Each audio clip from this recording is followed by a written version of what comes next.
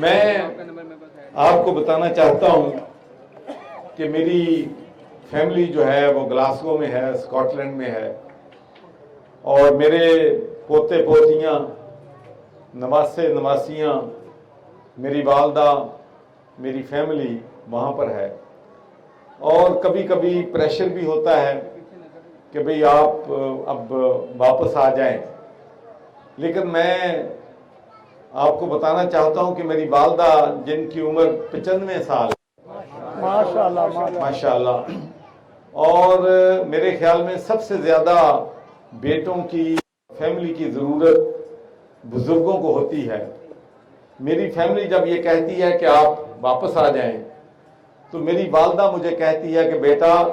پاکستان کے جتنے بھی بیٹے بیٹیاں ہیں وہ بھی آپ کے نواسے نواسی ہیں، پوتے پوتیاں ہیں، تو میری آپ کو یہ نصیحت ہے کہ آپ نے وہیں جینا ہے۔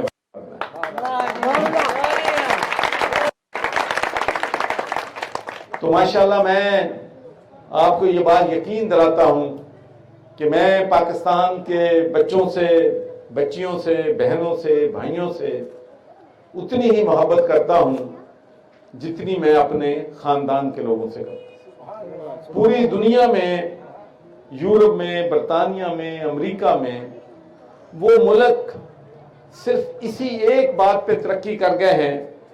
کہ دولت ان کی منزل نہیں ہے۔ Commission, kickbacks, corruption, note بنانا، ہر کام میں جعل سازی کرنا، وہ ان کی منزل نہیں۔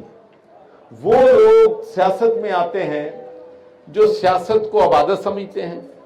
جن کی زندگی کا مقصد live for others، دوسروں کے لیے زندہ رہنا ہوتا ہے،